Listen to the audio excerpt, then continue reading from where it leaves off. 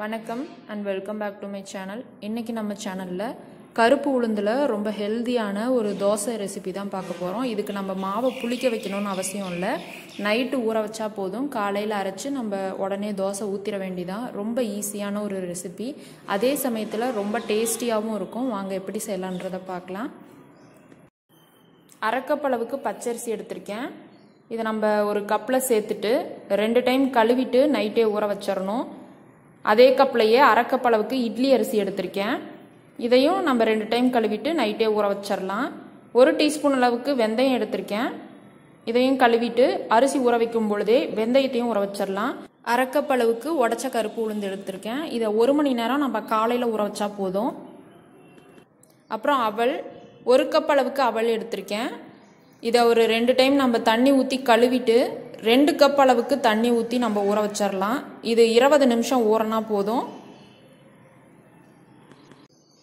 ஒரே கப்லேயே தான் எல்லா அளவுமே நான் எடுத்திருக்கேன். இட்லி அரிசியும் பச்சரிசி வெந்தயம் 3ஐயும் நம்ம நைட்டே ஊற வச்சிட்டோம். உளுந்தையும் அவளையும் காலையில் ஊற வச்சிருக்கோம். உளுந்து 1 மணி நேரம் ஊறினா போதும். அவள் 20 நிமிஷம் ஊறினா போதும். உடைச்ச உளுந்தா இருக்கிறதுனால 1 மணி நேரம் ஊறினா போதும் அப்படின்னு நான் சொல்றேன். முழு உளுந்தா இருந்ததுன்னா நீங்க நைட்டே ஊற வச்சிருங்க. முதல்ல வெந்தயத்தை மிக்ஸி ஜார்ல சேர்த்து இது போல நுரைக்க அரைச்சிட்டு இதோட நம்ம கருப்பு உளுந்தையும் சேர்த்துக்கலாம். ரெண்டையும் சேர்த்து நல்லா நைஸா அரைச்சிட்டு வந்துடலாம். இதை நம்ம ஒரு பாத்திரத்துல ஊத்திடலாம். அடுத்தது அவளை தண்ணி நல்லா வடிச்சிட்டு அதோட இட்லி அரிசியும் பச்சரிசியும் நம்ம சேர்த்தரலாம் ஒன்னா.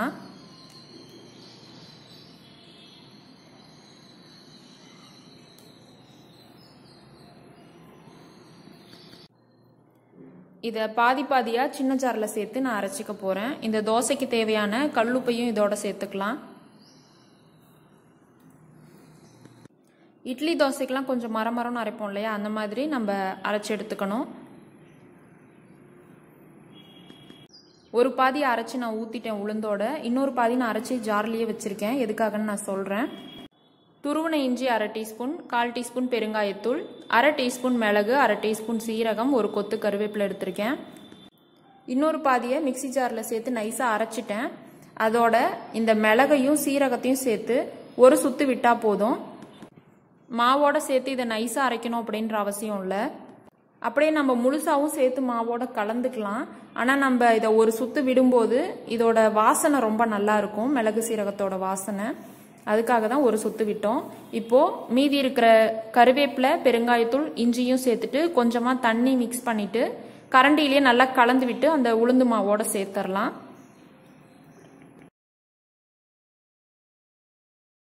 இதோட அரை கப் அளவுக்கு பச்சரிசி மாவு சேர்க்க போகிறேன். அரிசி உளுந்தெல்லாம் எடுத்து அதே கப்லேயே அரை கப் அளவுக்கு பச்சரிசி மாவு சேர்த்துட்டு கொஞ்சமாக தண்ணி மிக்ஸ் பண்ணிவிட்டு நல்லா கட்டி இல்லாமல் கரைச்சி எடுத்துக்கலாம்.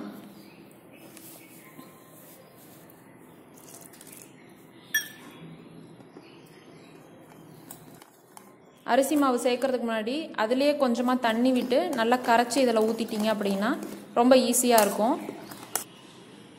பாருங்கள், இந்த அளவுக்கு தோசை மாவு பதத்துக்கு இருக்கிற மாதிரி தண்ணி ஊற்றி நல்லா கலந்துக்கோங்க. இப்போ நம்ம தோசை ஊற்றிடலாம். இதை நம்ம புளிக்க வைக்க தேவையில்லை, உடனே தோசை ஊற்ற வேண்டியதான். ஒரு கரண்டி மாவு மட்டும் ஊற்றிருக்கேன். இது போல் சின்ன சின்ன தோசையாக நம்ம சுட்டு எடுத்துக்கலாம். நான் நல்லெண்ணெய் ஊற்றிக்க போகிறேன் தோசைக்கு. நல்லெண்ணெய் ஊற்றி சுடும் பொழுது இன்னும் ஹெல்த்தியாக இருக்கும். ஒரு பக்கம் வெந்ததும் நம்ம திருப்பி போட்டுடலாம். இதுக்கு தேங்காய் சட்னி புதினா சட்னி வச்சு சாப்பிடும்போது ரொம்ப டேஸ்டியாக இருக்கும். இப்போ 2 பக்கமும் வெந்தாச்சு, நம்ம எடுத்துடலாம். இது சத்தானது மட்டும் இல்லை, ரொம்ப சுவையாக இருக்கும். நிச்சயமாக இந்த ரெசிபியை உங்கள் வீட்டில் நீங்கள் ட்ரை பண்ணி பார்த்துட்டு எப்படி இருந்ததுன்னு சொல்லுங்கள். இந்த ரெசிபி பிடிச்சிருந்தா வீடியோவை லைக் பண்ணுங்கள். மேலும் இது போன்ற ரெசிபிஸ்க்கு நம்ம சேனலை சப்ஸ்கிரைப் பண்ணிவிட்டு கூட இருக்க பெல் ஐக்கானை கிளிக் பண்ணிக்கோங்க. அதில் ஆல்ன்ற ஆப்ஷனையும் செலக்ட் பண்ணி வச்சுக்கோங்க. தேங்க்ஸ் ஃபார் வாட்சிங்.